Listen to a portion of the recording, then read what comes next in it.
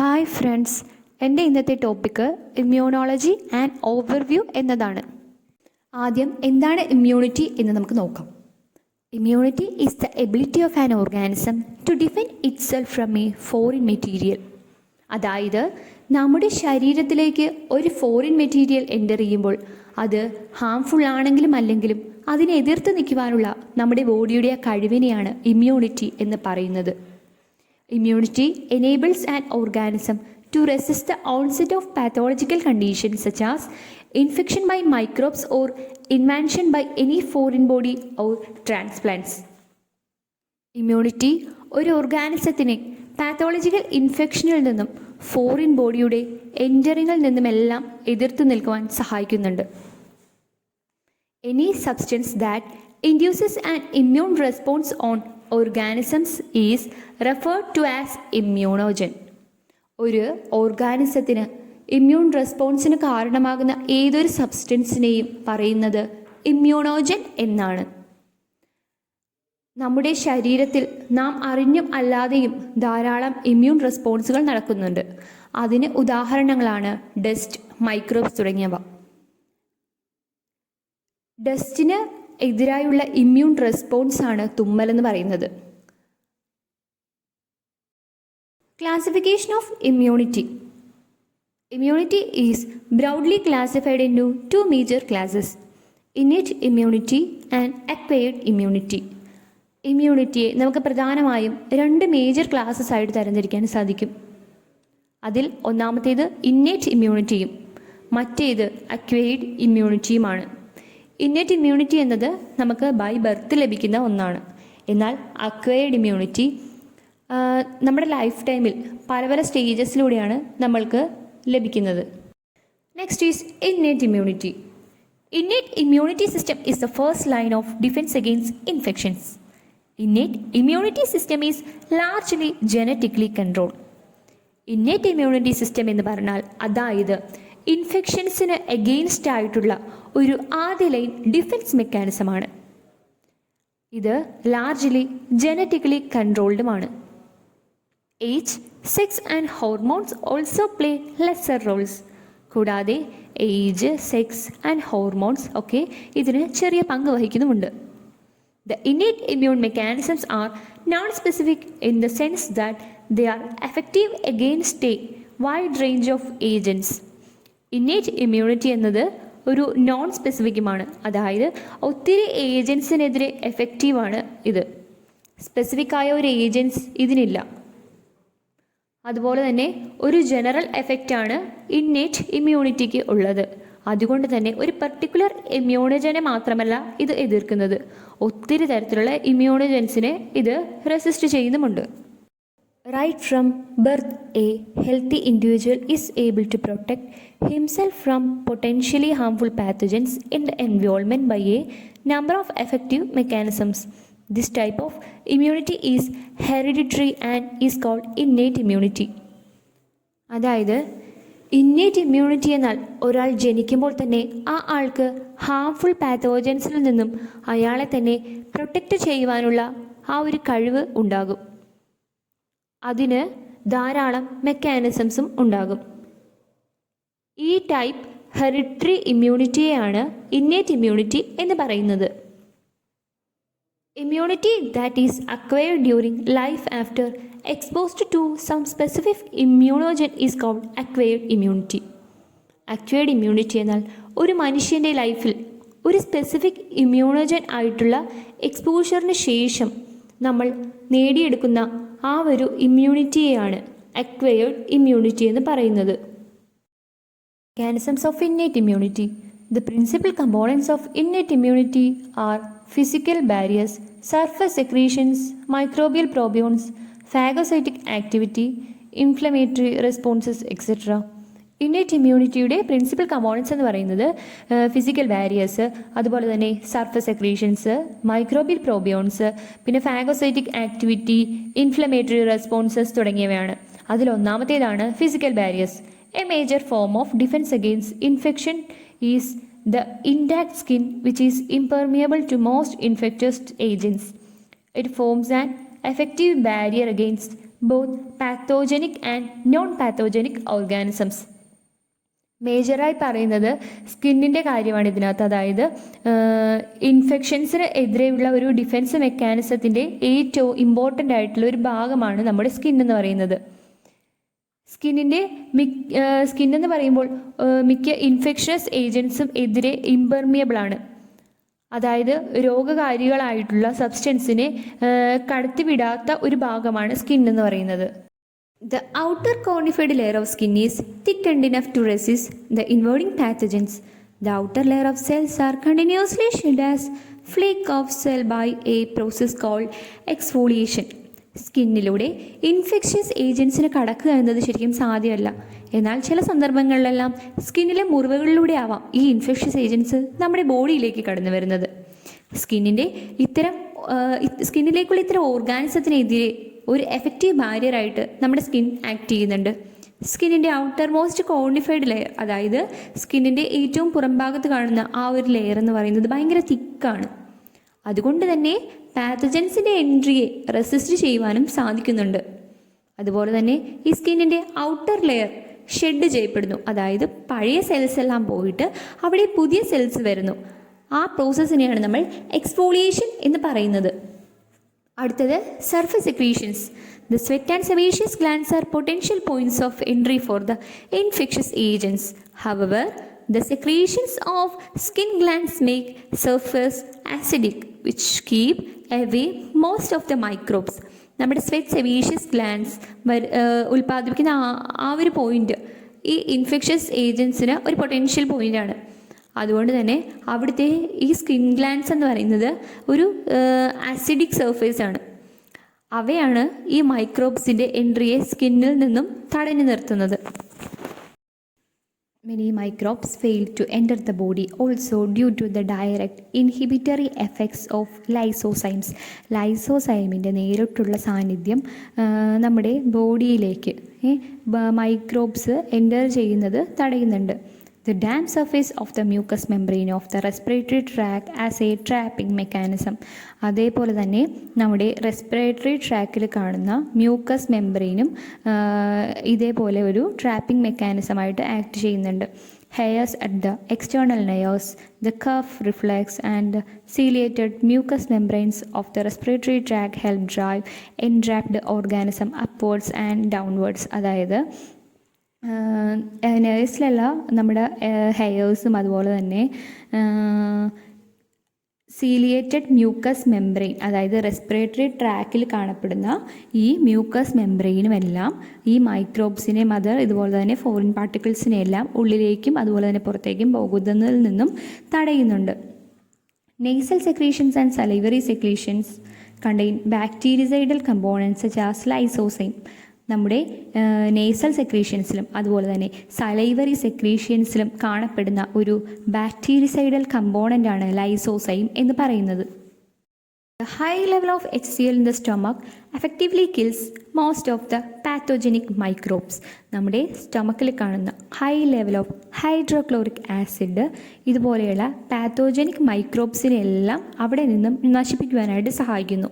The hairs like processes on the mucosal cells also help in sweeping away the foreign particulate materials. ഇതേ രീതിയിൽ തന്നെ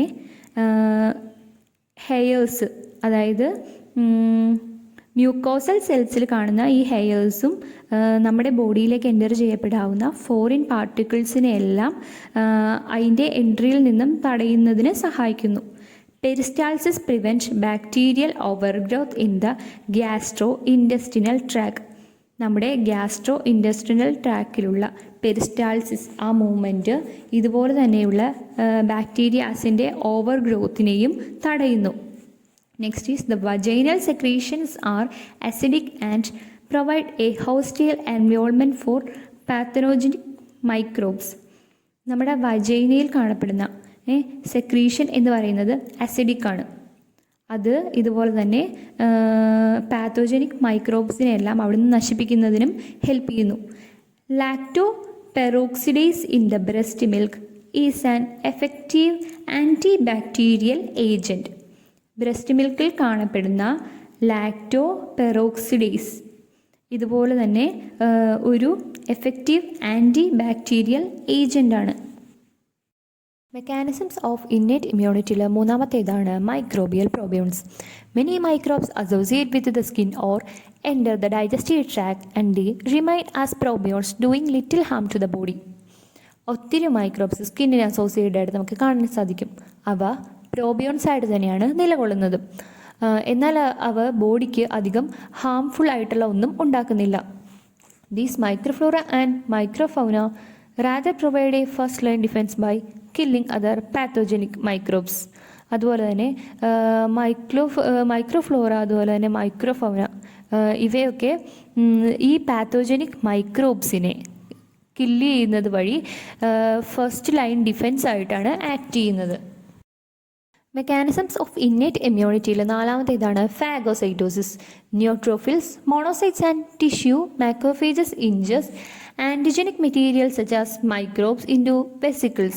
Where they are destroyed, this process is called phagocytosis.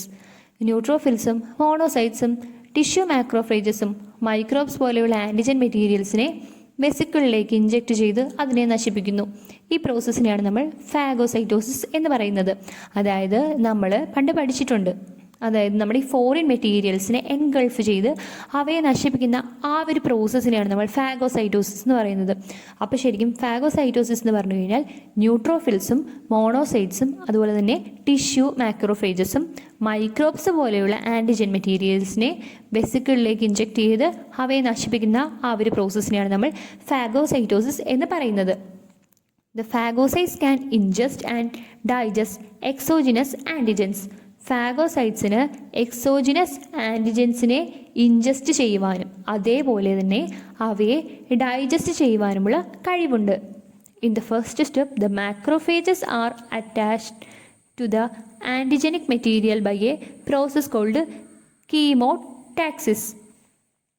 അതായത് ഫാഗോസൈറ്റോസിൻ്റെ first സ്റ്റെപ്പിൽ macrophages chemotaxis എന്ന process വഴി antigen മെറ്റീരിയലിലേക്ക് attract ചെയ്യപ്പെടുന്നുണ്ട്.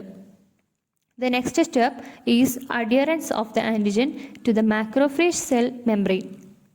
അതിനായിട്ട് അടുത്ത സ്റ്റെപ്പിൽ മാക്രോഫേജസ് സെൽ മെംബ്രെയിനിലേക്ക് ആൻറ്റിജൻ അഡിയർ ചെയ്യപ്പെടുന്നുണ്ട്. Adherence induces membrane protrusions called pseudopodia to extend around the attached microbe. ഈ അഡിയറൻസ് അറ്റാച്ച്ഡ് ആയിട്ടുള്ള മൈക്രോബിന് ചുറ്റും സ്യൂഡോപോഡിയയുടെ എക്സ്റ്റൻഷനെ ഇൻഡ്യൂസ് ചെയ്യുന്നു. Fusion of pseudopodia encloses the microbe with a membrane bounded vesicle called a phagosome. അതായത് ഈ സ്യൂഡോപോഡിയയുടെ ഫ്യൂഷൻ മൈക്രോബിന് ഒരു മെംബ്രെയിൻ ബൗണ്ട് വെസിക്കിളിലേക്ക് എൻക്ലോസ് ചെയ്തിട്ടുണ്ട്. ആ വെസിക്കിളിൻ്റെ പേരാണ് phagosome. Phagosomes fused with the lysosomes to form a phagolysosome. Phagosomes ലൈസോസമുമായിട്ട് ഫ്യൂസ് ചെയ്ത് ഫാഗോലൈസോസം ആയിട്ട് മാറുന്നു. The lysosome contains lysozyme and a variety of other hydrolytic enzymes that digest and kill the ingested microbes. അതായത് ഈ ലൈസോസോമിൽ ingest ചെയ്ത മൈക്രോബ്സിനെ കൊല്ലാൻ ആവശ്യമായിട്ടുള്ള ലൈസോസൈമും അതേപോലെ തന്നെ ഹൈഡ്രോലിറ്റിക് എൻസൈംസും എല്ലാം ഉണ്ട്. അതിനുശേഷം ഇവയെ ഇൻജസ്റ്റ് ചെയ്ത് കില്ല് ചെയ്ത ശേഷം ഈ ഫാഗോലൈസോസംസിൻ്റെ ഡൈജസ്റ്റഡ് കണ്ടൻസ് എക്സോസൈറ്റോസിസ് എന്ന പ്രോസസ്സ് വഴി എലിമിനേറ്റ് ചെയ്യുന്നു. The digested contents of the phagolysosomes are then eliminated and the process are called exocytosis. ഈ എക്സോസൈറ്റോസിസ് എന്ന പ്രോസസ്സ് വഴിയാണ് ഈ ഡൈജസ്റ്റഡ് കണ്ടൻസിനെ നമ്മൾ എലിമിനേറ്റ് ചെയ്യുന്നത്. ഇത്രയുമാണ് ഫാഗോസൈറ്റോസിസ് എന്ന പ്രോസസ്സിലൂടെ നടക്കുന്നത്. Next NK cell mediate responses ആണ്. The pathogen infected cells and abnormal cells such as cancerous cells are handled by a portion of lymphocyte circulating in blood called natural killer cells. Pathogen infected ആയിട്ടുള്ള സെൽസോ അല്ലെങ്കിൽ cancerous cells such as abnormal cells handle ചെയ്യുന്നത് blood സർക്കുലേറ്റഡിലായിട്ടുള്ള ഒരു lymphocyte പോർഷനാണ്. അവയാണ് നമ്മൾ natural killer cells അഥവാ NK സെൽസ് എന്ന് പറയുന്നത്. These cells belongs to a class of lymphoids called null cells that are neither B cells nor T cells. ഇത്തരത്തിലുള്ള NK സെൽസ് വരുന്നത് ലിംഫോയിഡ്സിലാണ്. അതായത് അതിനെയാണ് നമ്മൾ നൾ സെൽസ് എന്ന് പറയുന്നത്. എന്നാൽ അത് ബി സെൽസുമല്ല ടി സെൽസുമല്ല. അത് NK cells attack the infected cells or cancer cells in a non specific manner. ഒരു നോൺ സ്പെസിഫിക് മാനറിൽ ഈ NK സെൽസ് ഇൻഫെക്റ്റഡ് സെൽസിനെയും ക്യാൻസർ സെൽസിനെയും എല്ലാം അറ്റാക്ക് ചെയ്യുന്നുണ്ട്. നെക്സ്റ്റ് ഇൻഫ്ലമേറ്ററി റെസ്പോൺസസ് ആണ്. Inflammation is response to injury or infection characterized by local fluid accumulation, swelling, pain, heat and redness. Inflammation എന്നത് ഫ്ലൂയിഡ് അക്യുമുലേഷൻ മൂലം അല്ലെങ്കിൽ ഇൻഫെക്ഷൻ ഉണ്ടാകുമ്പോഴോ ഒരു ഇഞ്ചുറി ഉണ്ടാകുമ്പോഴോ അതേപോലത്തെ സ്വെല്ലിംഗ്, ഹീറ്റ് തുടങ്ങിയവയുടെ റെസ്പോൺസാണ്. ഇങ്ങനെ ഉള്ളവ ഉണ്ടാകുമ്പോൾ വരുന്ന റെസ്പോൺസിനാണ് നമ്മൾ ഇൻഫ്ലമേഷൻ എന്ന് പറയുന്നത്. And increase blood supply to the area bringing leucocytes and serum to that site.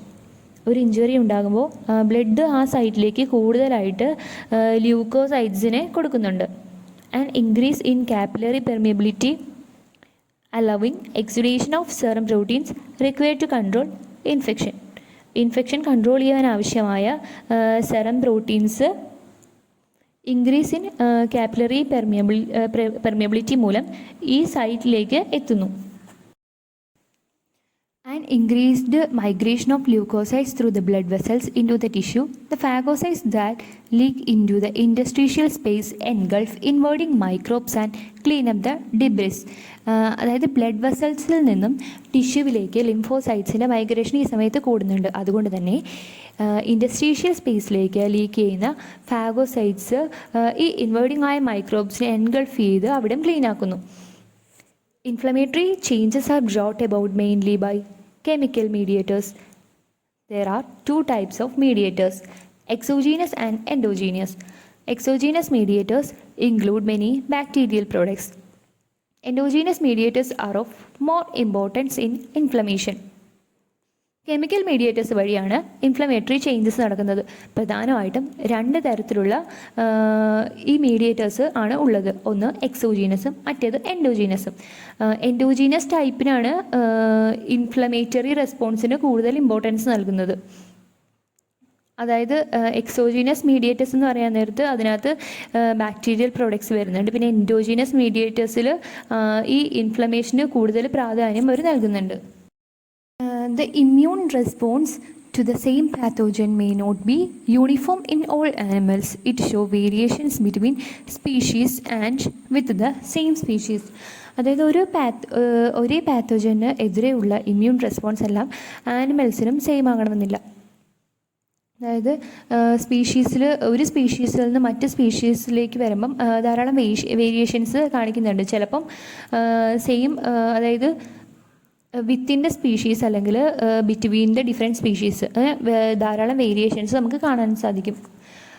ഒരേ പാത്തോജൻസിൽ തന്നെ എല്ലാ ആനിമൽസിനും സെയിം ഇമ്മ്യൂണിറ്റിയും അല്ല കാണിക്കുന്നത്. അതിൽ തന്നെ പല ഇമ്മ്യൂണിറ്റീസിൻ്റെ കാര്യവും പറയുന്നുണ്ട്. അതിൽ ഒന്നാമത്തേതാണ് സ്പീഷീസ് ഇമ്മ്യൂണിറ്റി എന്ന് പറയുന്നത്. It is a form of natural immunity shared by all members of ഈ species. For example, many human pathogens are not pathogens to animals and many animal pathogens do not infect humans. അതായത് ഒരേ സ്പീഷീസിലുള്ള മെമ്പേഴ്സിൽ കാണുന്ന natural ഇമ്മ്യൂണിറ്റിയാണ് ഈ species immunity എന്ന് പറയുന്നത്.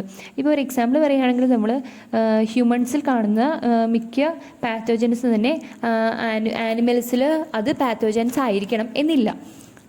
അതേ രീതിയിൽ തന്നെയാണെങ്കിൽ ചില ആനിമൽസിൽ പാത്തോജൻസ് ആയിരിക്കുന്ന അവ മിക്കവാറും തന്നെ ഹ്യൂമൻസിൽ അഫക്റ്റ് ചെയ്യണമെന്നുമില്ല.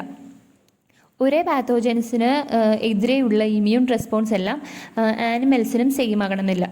അതുപോലെ ഒരേ പാത്തോജൻസിൽ എല്ലാ ആനിമൽസിനും സെയിം ഇമ്മ്യൂണിറ്റി അല്ല കാണിക്കുന്നത്.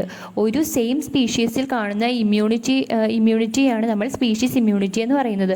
അപ്പോൾ സ്പീഷീസ് ഇമ്മ്യൂണിറ്റി എന്താണെന്ന് പറഞ്ഞാൽ ഒരു സെയിം സ്പീഷീസിൽ കാണുന്ന ഇമ്മ്യൂണിറ്റിയെയാണ് നമ്മൾ സ്പീഷീസ് ഇമ്മ്യൂണിറ്റി എന്ന് പറയുന്നത്. Second type of immunity racial ഇമ്മ്യൂണിറ്റിയാണ്. Within a species, there exist subgroups of such as race, gender, etc. that may exhibit difference in immunity to pathogens. It is a form of natural immunity shared by most of the members of a genetically related population. For example, the Algerian race of sheep is resistant to anthrax, while the ordinary variety is suspicious to it. അതായത് racial ഇമ്മ്യൂണിറ്റിയിൽ ഒരേ സ്പീഷീസിൽ തന്നെ different sub ഗ്രൂപ്പ്സിൽ ആയിട്ട് exist ചെയ്യുന്നുണ്ട്. അതുപോലെ തന്നെ ഇവർ പാത്തോജൻസിനെതിരെ different ഇമ്മ്യൂണിറ്റീസാണ് exhibit ചെയ്യുന്നത്. അതിന് ഉദാഹരണമായിട്ട് ഇവിടെ കൊടുത്തേക്കുന്നത് അൾജീരിയൻ റേസ് ഓഫ് ഷീപ്പാണ്. അത് ആന്ത്രാക്സിനെതിരെ റെസിസ്റ്റീവാണ്. എന്നാൽ ഓർഡിനറി ഷീപ്സിനെ അതുമായിട്ട് കമ്പയർ ചെയ്ത് കഴിഞ്ഞാൽ ഓർഡിനറി ഷീപ്സ് ആന്ത്രാക്സിന് ഇമ്മ്യൂൺ അല്ല എന്നാണ് പറയുന്നത്. One is individual immunity. It refers to a differences in an individual's response to a pathogen within a given race.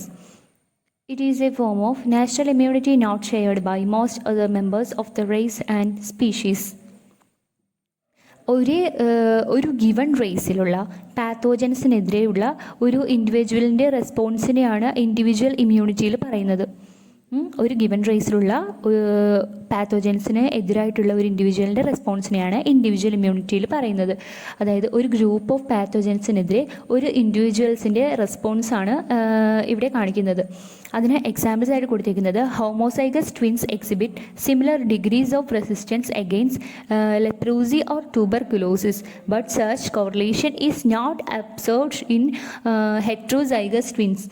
അതായത് ഹോമോസൈഗസ് ട്വിൻസ് ലെപ്രസിക്കും ട്യൂബർകുലോസിസിനും ഒക്കെ എതിരായി ഒരു സിമിലർ കൈൻഡ്സ് ഓഫ് റെസ്പോണ്ടാണ് കാണിക്കുന്നത്. എന്നാൽ അതേ സമയത്ത് ഹെട്രോസൈഗസ് ട്വിൻസ് അത്തരത്തിലുള്ള ഒരു കോറിലേഷൻ കാണിക്കുന്നില്ല. Thank you.